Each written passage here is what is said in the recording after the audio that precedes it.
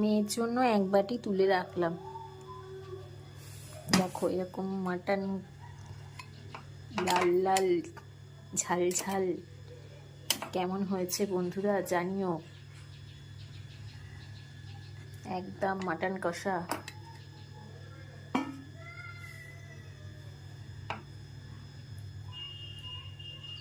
আর তেমন সুন্দর মানে খুব সুন্দর, সিদ্ধটাও খুব দারুণ হয়েছে।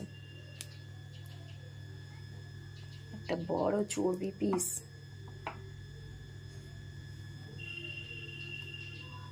চলে এসো বন্ধুরা,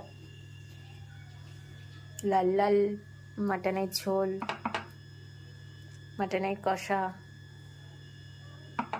একদম হাড় থেকে মাংস খসে পড়ছে।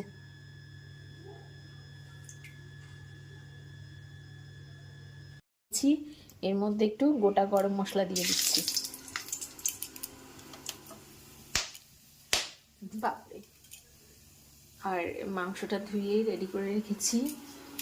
এখানে বেশ প্রায় 500 গ্রাম মতন পেঁয়াজ কুচিয়ে রেখেছি। পেঁয়াজগুলো এবার আমি ছেড়ে দেব। এবার আমি এখানে দিয়ে দেবো আদা রসুনের পেস্ট। বেশ অনেকটা করেই আদা রসুন ভালো করে ভেজে তেলটা উপরে উঠে এসেছে। দেখো এবার বেসিক মশলাগুলো দিয়ে দিয়েছি। জিরের গুঁড়ো, ধনের গুঁড়ো, লঙ্কার গুঁড়ো আর লবণ, হলুদ। এবার ভালো করে মশলাটাকে কষাবো।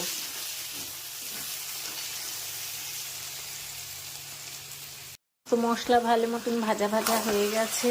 আমি মাটনটা ছেড়ে দিয়েছি। এবার মাটনটা কষানোর পালা। কাঁচা তেলও দিয়ে দেবো। বেশ করে একটু কাঁচা তেল দিয়ে দিয়েছি। কতগুলো আলু, মানে মাংসের থেকে যেন আলু বেশি। ভাত সাজিয়ে নিয়েছি। এখান থেকে একটু মাটন কষা দিয়ে দেবো। হাজব্যান্ড আবার মাটন কষা দিয়েই সকালবেলাটা ভাতটা খায়। মানে যেদিন ছুটি থাকে, ছুটি বলো বা মাংস হলেই মাটন কষা দিয়েই খায়। ও ঝোল দেওয়ার আগে সকালে ওকে বলে আমাকে একটা কষা দিয়ে দেবে।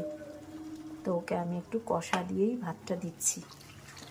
যদিও সাজানোর জন্য একটু বেশি মাংস দিচ্ছি, কিন্তু ও এতটা মাংস খাবে না।